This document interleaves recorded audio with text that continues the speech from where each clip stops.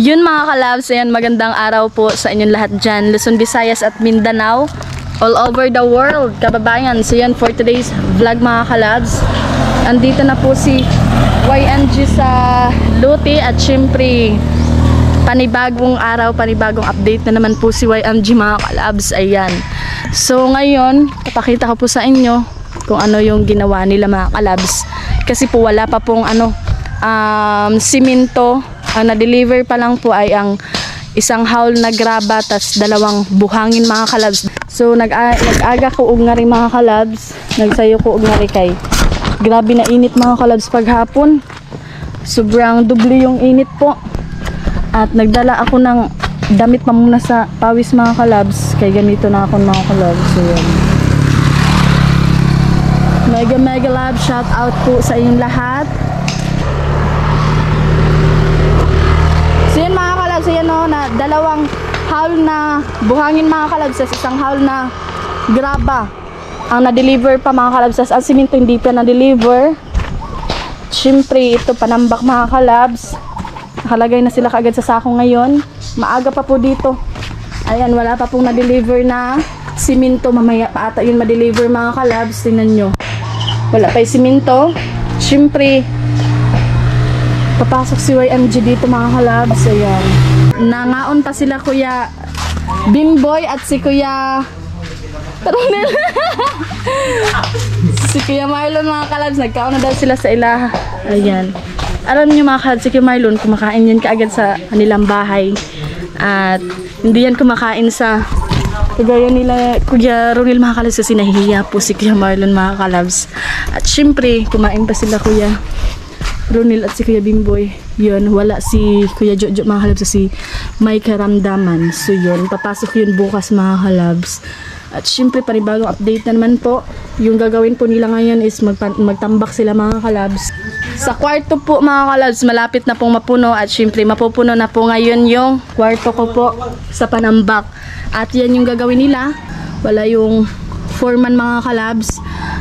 At syempre may karamdaman si Kuya Jojo mga kalabs, kaya yun, tatlo lang muna sila. At bukas pa yun papasok si Kuya Jojo pag okay na yun siya mga kalabs. Pero alam ko ma-okay kaagad yun mga kalabs. At syempre wala pang simento, inantay din na yung simento mga kalabs kasi para malagyan na din dito mga kalabs. So kasi hindi pa na ano po dito banda yung hagdan mga kalabs, hindi pa po siya natapos. Ayan, so yun, may tubig po. Yan, so nagkaon sila. Yan, nag-inom si Kamerlon tubig mga kalabs. Puntahan natin mamaya sa mga kalabs, sa kwarto. Yun mga kalabs, yan, nandito na yung pangalawang haul na panambak mga kalabs. Isa pa lang yung pinakita ko kanina at ngayon na timingan na nandito pa ako mga kalabs. Ayan o, inagahan nila po. Ayan, so yun, ganun po sila. Sobrang dami na po mga kalabs. So ganun pa rin yung inorderan natin mga kalabs, yung dati doon pa rin kami nag-order po. Ayan, so dalawang haul na lang po na kulang na panambak. Kasi mga kalabs, 4 po na panambak yung in-order namin, 2 buhangin, tas 2 graba. So yung graba ay kulang pa po na isa mga kalabs, kaya kung napapansin nyo, mailiit pa lang yung graba. Ayan, so sobrang dami na po. Ayan, so ipapakita po sa inyo yung sa kwarto ko mga kalabs. Yung sa kwarto ko po ay meron na po siyang panambak. Ayan, so mga 10 sako na lang yung kulang mga kalabs. At ma-okay na po dito banda, maayos na po yung pagkalagay ng panambak sa kwarto ko. Ayan, yun yung sabi ni Kuya Ronel mga kalabs. Siyempre nandito din si Kamarlon, tuking pa si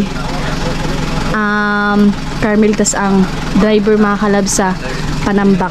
Ayan, so yun, hapit na mapantay mga kalabs. Ayan o, kaya kung napapansin nyo, super nice na po. Matatapos to ngayon yung kwarto ko. At syempre nandun pa sila mga kalabs, maghakot na sila ron. Papakita ko po sa inyo. Ayan.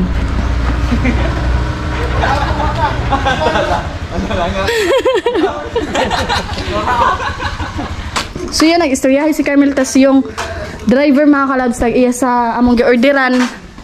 Tinanong ni Carmel kung mag-deliver sila sa simento.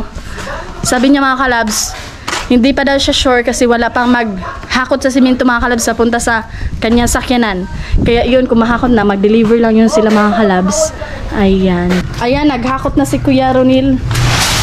Gamay na lang kuwang mga kalabs, napuno na po siya sa kwarto. At dito ya, di na ni mabutkan niya, no? Okay na niya, no? Oo, okay na, Carmen. Dito mga kalabs, okay na po dito sa kabilang kwarto. Yan, sobrang laki mga kalabs.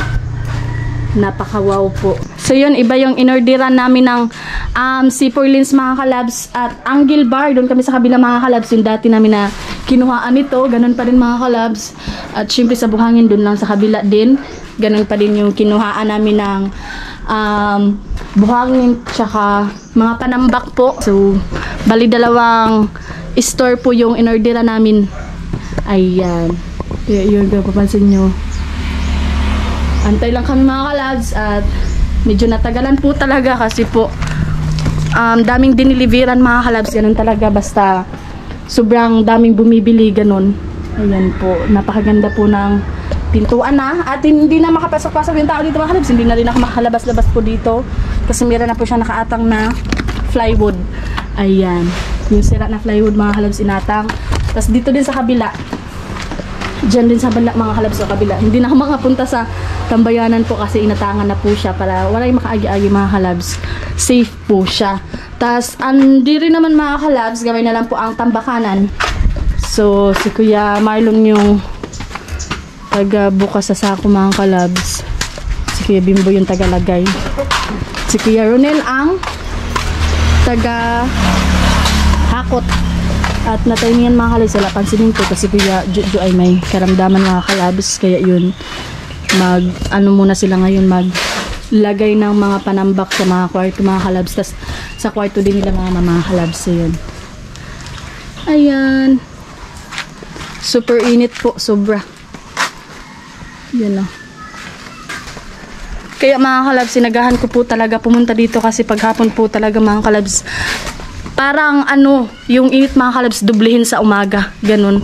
Mas lalong iinit pag mga kalabs pag hapon mga kalabs. Buti nga ngayon mga kalabs merong hangin na unti mga kalabs. Dito din mga kalabs may nakaatang po siya. Yan po, inatangan din nila. Yun. Napit na po siyang mapuno. At napapansin nyo kanina mga kalabs pag intro ko, nagkita ko sa kuan mga kalabs sa barracks. So natinga ko wala na yung mga tubo. Akala ko naubos na mga kalabs. So transfer pala nila Kuya Ronil. Ayan mga kalabs, so dito nilagay. Dito ba ang mga kalabs, hindi pa po natapos pag ng mga tubo, pag wiring mga kalabs. At bago yan tambakan, matatapos muna yung mga wiring sa tubo mga kalabs. Ayan. Kaya yung tinambakan nila Kuya sa kwarto ko tinapos. At dito mga kalabs, magtambak na sila diri. Kaya gamay na lang kuwang din ha sa kwarto nila mama. Ayan. Hindi lang yan ang kulang mga kalabs. So yun o, napakaganda mga kalabs. Alam nyo mga kalabs, sobrang saya po namin. Ako mga kalabs, sobrang happy, sobra. Diba may masaya pa, may happy pa. Yan.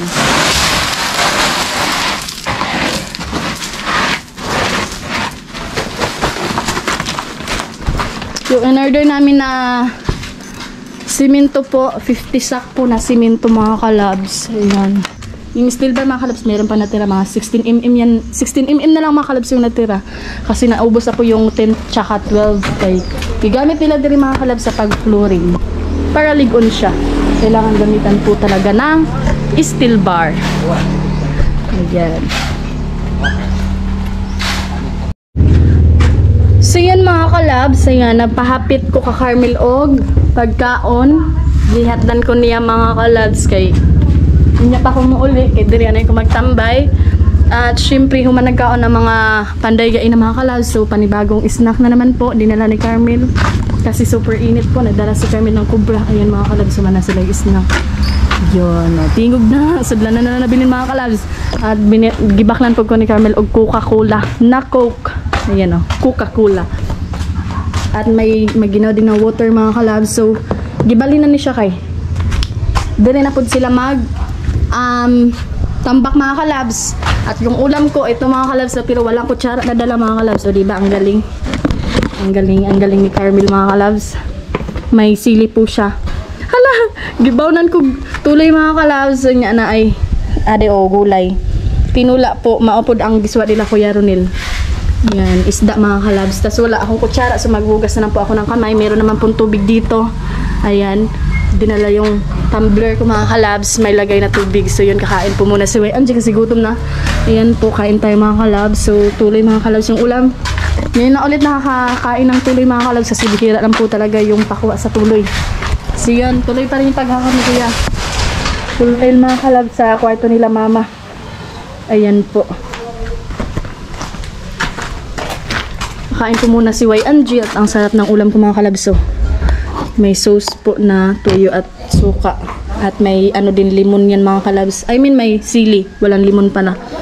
Ayan, unti lang po yung rice. Siyempre, sinugba po yan mga kalabs. Kain po tayo. Magkakamay lang po si Way Angie at maghugas ng kamay mga kalabs kasi walang kutsara. Yun mga kalabs. At bumalik na si Way Angie.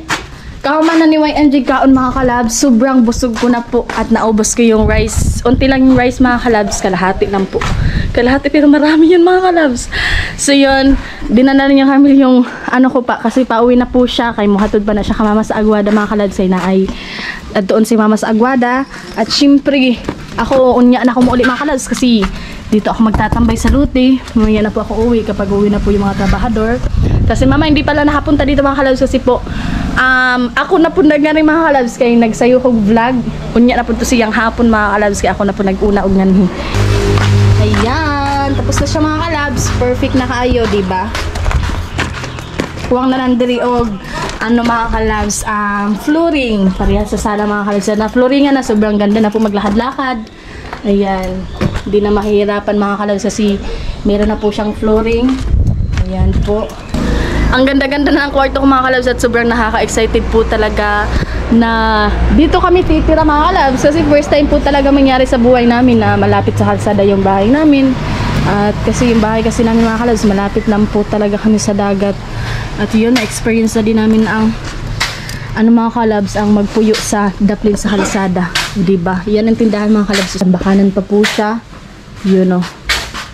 Super ganda po. Sobrang busog ko mga kalabs. Sa inom ko na po yung coke. Sobrang sarap kasi sobrang init po talaga. At nakainom na din sila ng Cobra. At hindi na ako nabag-video mga kalabs kasi walang kutsara na dala si Carmel. Nagkamay lang po ako. At dali lang ako nagkaon mga kalabs nakakamay. Sobrang sarap ng ulam kasi tuloy. Ayan, may sinugbang tuloy. At ngayon lang ulit ako nakakaon ng tuloy mga kalabs. Bihira lang po talaga magkatuloy dito sa amin. Kay way pakuha na tuloy sa ano mga kalabs sa mga paratuloy. Walang pakuha po. Tuloy po yung tawag dito sa amin. At syempre tinulang isda na sobrang sarap. Merong mga saluyot mga kalabs. May mga gulay siya na halo. So favorite din yun ni Way Angie. Para libsog po sa katawan mga kalabs. Lalo na sa mga trabahador. Kaya kung anong ulam namin mga kalabs, ulam din ng trabahador mga kalabs. So yan. Minsan mga kalabs, sinigang na karne. At hindi lang talaga matime yan mga kalabs kasi hapon po talaga ako pumunta dito. Ngayon, umaga na po ako pupunta kasi po paghapon mga kalabs, gaya ng sinabi ko kanina, sobrang init po. Ayan. So kailangan talaga, may tubig pa ya? Wala na. Napa? Asa man? Ato sa kuan? Mas baraks. Ay, ito. May tubig pa dito sa barracks mga kalabs. Kay kung kuwangon mo, kuha lang dito mga kalabs. Nilagay sa barracks. Ayan po. So yun, inayos na Kuya Ronel. At matatapos nila yung mga kalabs dito sa kwarto ng mama, matatapos ito.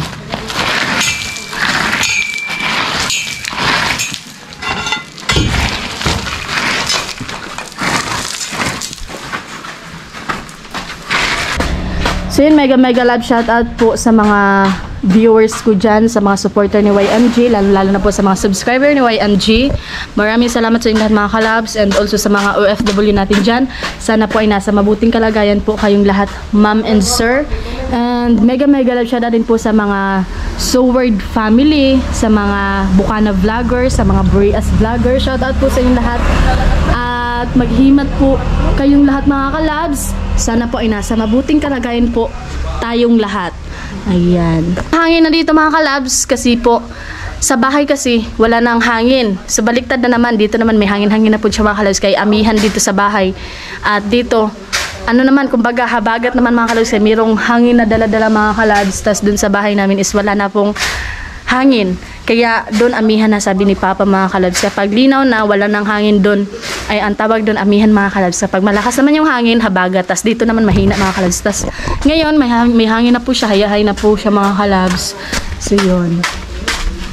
Kaya sa lipod bag, hindi rin mga kalabs. Kaya yun, nagbaliktad na po siya. Yung mga kalabs, oh, naghangin siya. Sobrang sarap sa feeling mga kalabs.